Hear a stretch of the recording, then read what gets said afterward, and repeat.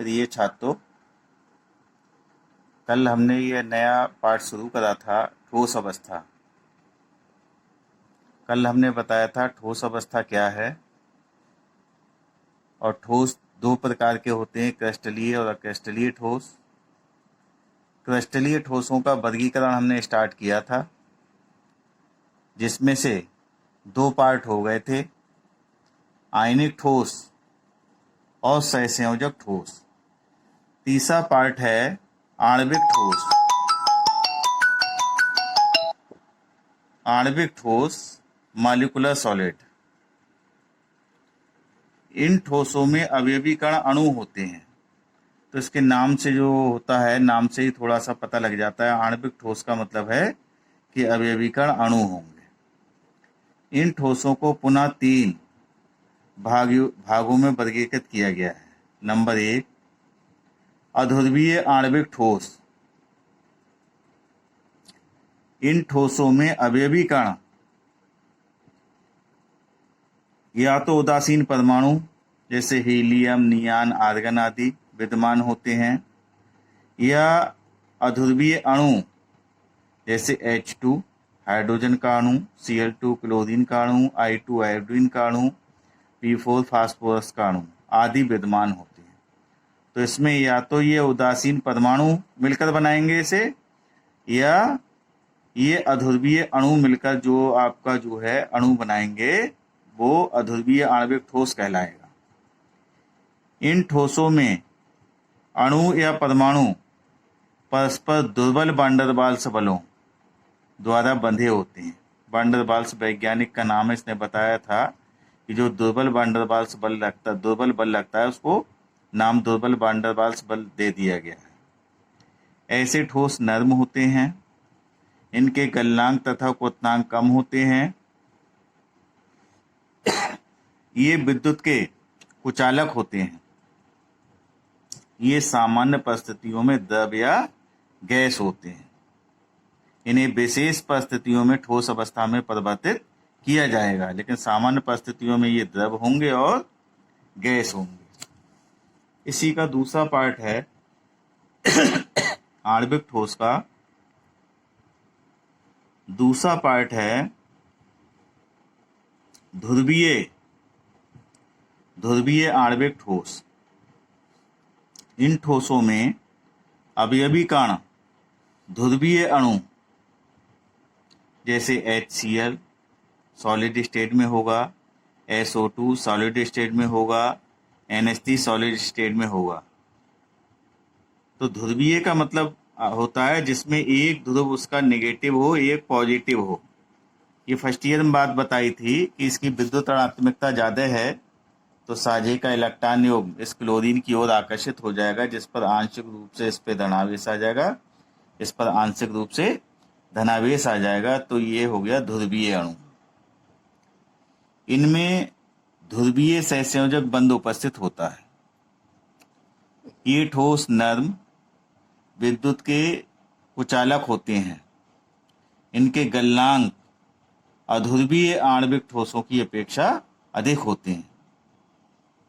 ये सामान्य ताप तथा दाब पर गैस या द्रव होते हैं। ये भी द्रव या गैस होंगे सामान्य ताप पर, लेकिन विशेष परिस्थितियों में इन्हें सॉलिड स्टेट में परिवर्तित किया जा सकता है। तीसरा प्रकार इसी का है हाइड्रोजन आबंधित आणविक ठोस। इन ठोसों में अवयवी कण सहसंयोजी बंध द्वारा जुड़े होते हैं, जिनमें हाइड्रोजन परमाणु फ्लोरीन, ऑक्सीजन या नाइट्रोजन से जुड़ा होता है। यानी जिन परमाणुओं की विद्युत ऋणात्मकता ज़्यादा होती है, उनसे हाइड्रोजन परमाणु एक क्षीण बंध बना लेता है, जिसको हाइड्रोजन बंध कहते हैं। जैसे अमोनिया, जल H2O, HF हाइड्रोजन फ्लोराइड आई। इनमें हाइड्रोजन बंध के कारण प्रबल अंतर आणविक बल उपस्थित होता है। इसलिए ये ठोस जो हैं, इनके गलनांक एवं क्वथनांक ध्रुवीय तथा अध्रुवीय आणविक ठोसों से अधिक होते हैं। क्योंकि इनके मध्य में प्रबल अंतः आणविक बल कार्य करता है, इसलिए इनके गलनांक एवं क्वथनांक ध्रुवीय और ध्रुवीय जो ऊपर पड़े आपने ठोस उनसे अधिक होते हैं। ये ठोस नर्म होते हैं तथा विद्युत के सुचालक होते हैं। चौथा पार्ट है, इसमें 3 पार्ट हो गए, ये आणविक ठोस के प्रकार थे 3। चौथा पार्ट है धात्विक ठोस, मेटेलिक सॉलिड। धात्विक ठोस धातु धनायन इनसे जुड़े इलेक्ट्रॉनों का व्यवस्थित संग्रह होता है। प्रत्येक धातु परमाणु एक या अधिक इलेक्ट्रॉन निकालकर धातु धनायन तथा इलेक्ट्रॉनों का समूह बनाता है। तो धातु जो है इलेक्ट्रॉन त्याग कर, ऐसे मान लीजिए एक इलेक्ट्रॉन त्यागा तो एक इलेक्ट्रॉन इसके साथ है, एक इलेक्ट्रॉन निकाला एक इलेक्ट्रॉन है, एक इलेक्ट्रॉन निकाला तो एक इलेक्ट्रॉन ये आ गया, एक इलेक्ट्रॉन निकाला एक इलेक्ट्रॉन ये। इस प्रकार से धातुओं का इलेक्ट्रॉन के साथ जो धातु धनायन बने उनका इलेक्ट्रॉनों के साथ एक ऐसा समूह बन जाता है जिससे जो है धात्विक ठोस का निर्माण होता है। ये मुक्त तथा गतिशील इलेक्ट्रॉनों के कारण धात्विक ठोस विद्युत तथा ऊष्मीय चालक होते हैं। ये धनायन के साथ में इलेक्ट्रॉन इनके साथ में होता है, ये मुक्त अवस्था में होता है, गतिशील अवस्था में होता है, इसलिए ये विद्युत के तथा ऊष्मा के चालक होते हैं। इनमें धातुओं के सभी गुण तथा रंग पाए जाते हैं, जैसे Fe iron, copper, aluminium, Ag चांदी, Au गोल्ड और मिश्र धातुएं जितनी होती हैं वो सब धात्विक ठोस कहलाती हैं। त्रिविम जालक या क्रिस्टल जालक, स्पेस लैटिस और क्रिस्टल लैटिस। क्रिस्टलीय ठोसों में अवयवी कण तीनों विमाओं में एक नियमित और निश्चित ज्यामिति में व्यवस्थित होते हैं। तो जो क्रिस्टलीय ठोस हैं वो 3 डायमेंशन होते हैं, 3 विमाएं उसमें होती हैं। उन तीनों विमाओं में जो अवयवी कण होते हैं वो एक नियमित और निश्चित ज्यामिति में व्यवस्थित होते हैं, एक निश्चित संरचना के अंतर्गत व्यवस्थित होते हैं। अवयवी कणों की इस त्रिविमीय व्यवस्था को क्रिस्टल जालक या त्रिविम जालक कहते हैं। क्रिस्टल जालक के आरेख में अवयवी कणों यानी परमाणु हो, अणु हो या आयन को बिंदु द्वारा प्रदर्शित करते हैं, जिन्हें जालक बिंदु कहते हैं। अभी जो त्रिविम जालक या जालक बिंदु होते हैं वो एक और छोटी इकाई से मिलकर बने होते हैं, जिसे एकक कोष्ठका कहते हैं, यूनिट सेल। यूनिट सेल क्या है देखिए, त्रिविम में किसी क्रिस्टल का वह न्यूनतम भाग जिसको बार बार दोहराने पर दिए पदार्थ का क्रिस्टल प्राप्त होता है, एकक कोष्ठका कहलाता है। किसी एकक सेल को 3 भुजाओं A, B, C और 3 कोणों अल्फा, बीटा, गामा की सहायता से प्रदर्शित व्यक्त किया जाता है। अब ये एकक सेल है। किसी क्रिस्टल जालक की सबसे छोटी इकाई, इस इकाई की पुनरावृत्ति से बार बार ये इकाई जो है उसमें जुड़ती है, इसकी पुनरावृत्ति होती है, जिससे क्रिस्टल जालक का निर्माण होता है। तो इसमें 3 जो है भुजाएं हैं, लंबाई हो गई, चौड़ाई हो गई, ऊंचाई हो गई, जिसे A, B तथा C द्वारा प्रदर्शित करते हैं। B और C के बीच के कोण को अल्फा कहते हैं, A और C के बीच के कोण को बीटा कहते हैं, A और B के बीच के कोण को गामा कहते हैं। इनको ध्यान रखना है।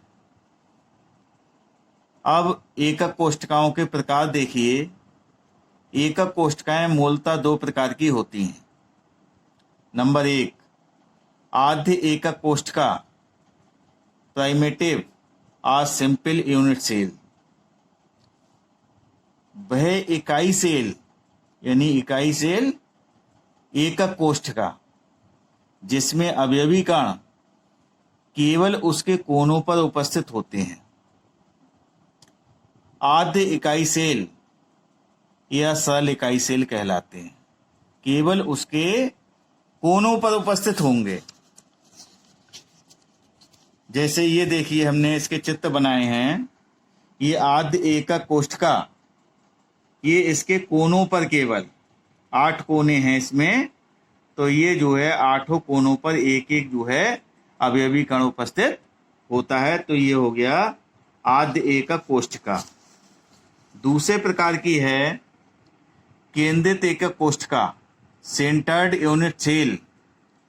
वह इकाई सेल जिसमें अवयवी कण उसके कोनों के साथ साथ, यानी कोनों पे तो होते ही 8 पर, कुछ अन्य स्थानों पर भी उपस्थित होते हैं, केंद्रित इकाई सेल कहते हैं। केंद्रित इकाई सेल 3 प्रकार की होती है। नंबर 1, फलक केंद्रित इकाई सेल।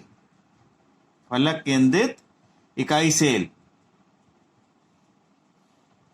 अब ये आपने जो है, ये जो किताब आपकी होती है, किताब भी बच्चों जो है एक जो है इकाई सेल के रूप में कार्य करती है। इसमें फलक देख लीजिए क्या हैं। तो ये 6 फलक हैं इसमें। एक ये फलक हो गया, एक ये हो गया, 3, 4, 5 और 6 ये फलक कहलाते हैं। और ये इनके कोने हैं। ये कोने हैं, एक कोना ये हो गया, एक ये हो गया, एक ये हो गया, एक ये हो गया, एक ये, इस टाइप से ये कोने हैं। ये कोर कहलाती हैं। ये कोर कहलाती हैं। तो इसका थोड़ा सा संज्ञान होना चाहिए, आपके दिमाग में ये बात होनी चाहिए। तो हम बता रहे थे फलक केंद्रित एकक सेल। जब अवयवी कण एकक कोष्ठका के कोनों पर तथा प्रत्येक फलक के केंद्र पर उपस्थित होते हैं, फलक केंद्रित एकक कोष्ठका कहलाती है। इंग्लिश में कहते हैं face centred unit cell, FCC। तो देखिए, कोनों पे तो होंगे ही होंगे, उसके साथ साथ उसके फलक पर 6 फलक हैं, तो ये कोनों पे भी हैं। और फलक एक ये हो गई, एक ये है, एक ये है, एक ये है।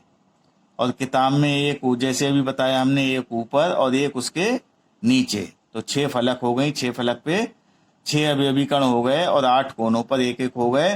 तो ये कहलाएगा फलक केंद्रित एकक कोष्ठका कहलाएगी। अगला प्रकार है अंतः केंद्रित एकक cell, body centred unit cell, BCC। Body के सेंटर्ड में एक सेल हो, बीच में उसके अंदर। जब अवयवी कण एकक कोष्ठका के कोनों पर तथा एक कण एकक सेल के अंतः केंद्र पर उपस्थित हो, तो ये अंतः केंद्रित एकक सेल कहलाता है। तो अंतः केंद्रित में कोनों पर देखिए, 8 कोनों पर एक एक जो है अवयवी कण उपस्थित है। एक इसके अंदर बीच में एक कण उपस्थित होता है, तो ये कहलाता है बॉडी सेंटर्ड यूनिट सेल। तीसरा भाग है अंतः केंद्रित एकक सेल, इन सेंटर्ड यूनिट सेल, ECC। जब अवयवी कण एकक कोष्ठका के कोनों पर तथा किन्हीं 2 विपरीत फलकों के केंद्र पर भी अवयवी कण उपस्थित होते हैं, तो ये अंतः केंद्रित एकक सेल कहलाता है। एग्जाम्पल में देखिए, इसके 8 कोनों पर एक एक अवयवी कण है और 2 फलक पर केवल विपरीत आमने सामने वाली 2 फलक पर होगा, तो ये अंतः केंद्रित एकक कोष्ठका कहलाती है। फिर से समझ लीजिए इसके लिए, क्योंकि आगे इस पर हमें और अध्ययन करना है। तो ये आद्य एकक कोष्ठका हो गई, सिंपल यूनिट सेल हो गया, जिसमें केवल कोनों पर एक एक जो है अवयवी कण उपस्थित होता है, तो वो कहलाता है आद्य एकक कोष्ठका, सिंपल यूनिट सेल कहलाता है। जिसमें आठों कोनों पर एक एक अवयवी कण होता है और 6 फलक होते हैं। 6 फलकों पर भी एक एक अवयवी कण उपस्थित होता है फलक के केंद्र पर, तो उसे फलक केंद्रित एकक कोष्ठका कहते हैं इसके लिए। अब अगर आठों कोनों के साथ साथ इसके बॉडी का मतलब इसके बीच में अंदर है, ये इसके फलक पर नहीं है, ऊपर इसके अंदर है, तो ये कहलाता है अंता केंद्रित, केंद्र के अंदर इसे, तो ये अंता केंद्रित एकक सेल कहलाता है। अगला प्रकार है अंतः केंद्रित एकक कोष्ठका। तो इसमें कोनों के साथ साथ आमने सामने के 2 फलक पर भी अवयवी कण उपस्थित होते हैं। अभी देखिए क्रिस्टल जालकों के भी प्रकार हैं। ये इनको 7 समूहों में वर्गीकृत किया गया है, जिनको आपको याद करना है। ये है क्रिस्टल निकाय, ये है अक्षीय दूरियां क्या हैं और अक्षीय कोण क्या हैं, तो इनको याद करना होगा आपके लिए।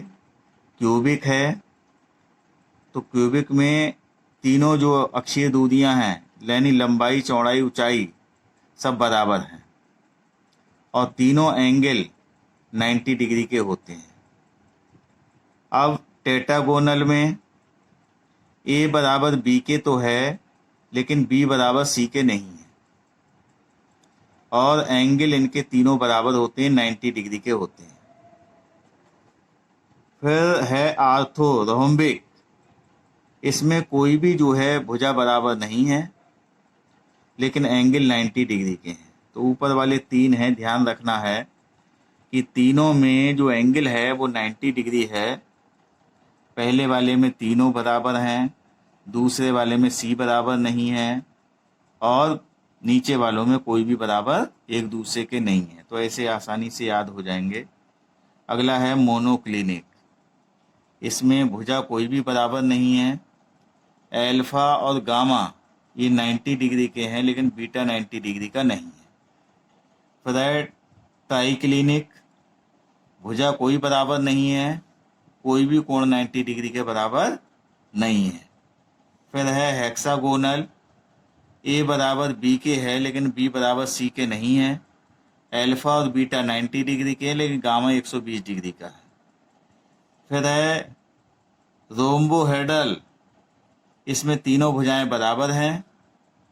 एल्फा बराबर बीटा के है, बराबर गामा, लेकिन गामा जो है बराबर नहीं है 90 डिग्री के।